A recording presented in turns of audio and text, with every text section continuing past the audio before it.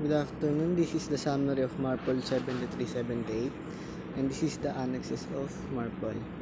Annex 1, Regulation for the Prevention of Pollution by Oil, covers prevention of pollution by oil from operational measures as well as from the accidental discharge.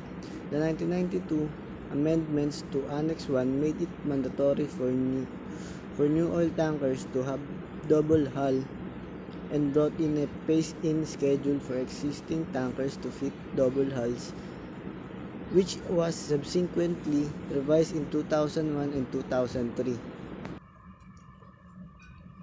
Oil is defined in Annex 1 as petroleum in any form including crude oil, fuel oil, sludge oil, refuse and refined products other than those petrochemicals which are subject to the provision of Annex 1 of the present convention.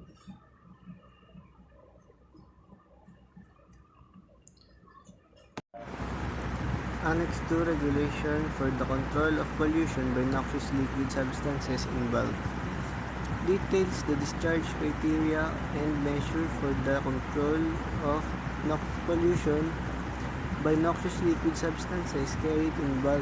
Some 250 substances were evaluated and included in the list appended to the convention. This discharge of their residue is allowed only to reception facilities until certain concentrations and conditions, which vary with the category of substances, are complied with. And these are the four category of liquid substances. Category X, major hazard. Category Y, present hazard. Category Z, minor hazard, and other substances with no harm to marine resources and human health.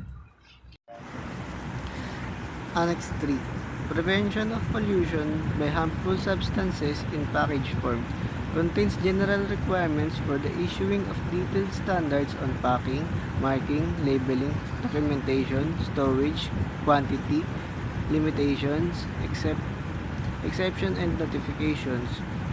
For the purpose of this annex, harmful substances are those substances which are identified as marine pollutants in the International Maritime Dangerous Goods (IMDG) Code.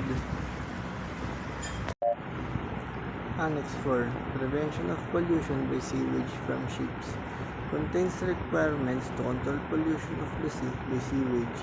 The discharge of sewage into the sea is prohibited except when the ship has in operation an approved sewage treatment plant or when the ship is discharged comminuted and disinfected sewage using an approved system at a distance of more than 3 nautical miles from the nearest land. Sewage which is not comminuted or disinfected has not to be discharged at distance of more than 12 nautical miles from the nearest land. Annex 5, Prevention of Pollution by Garbage from the Ships, deals with different types of garbage that specifies the distances from the land and the manner in which they may be disposed of. The most important feature of the annex is the complete ban imposed on the disposal into the sea of all forms of plastics. Deals with segregation of garbage and proper disposal in port reception facilities.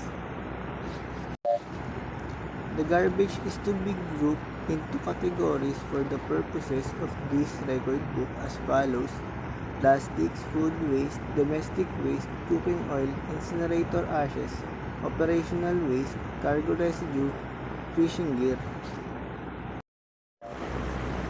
Annex 6, Prevention of air pollution from the ships, sets limits on sulfur oxide and nitrogen oxide emission from the ship exhaust and prohibits deliberate emission of ozone-depleting substances. Designated emission control areas set more stringent standards for sulfur oxide and nitrogen oxide, and particulate matter. Sulfur oxide or SOx emissions are mainly due to the presence of sulfur compound in the fuel. Smoke containing sulfur oxides emitted by the combustion of marine fuel will often oxidize further, forming sulfur acid, which is a major contributor to acid rain. Nitrogen oxides, or NOx, gases are usually produced from the reaction among nitrogen and oxygen during the combustion of fuels, such as hydrocarbons in air, especially at high temperatures, such as in car engines in areas of high motor vehicle traffic, such as in large cities. The nitrogen oxides emit can be a significant source of air pollution. And that is the 6 annexes of marpol 7378 summary. Thank you.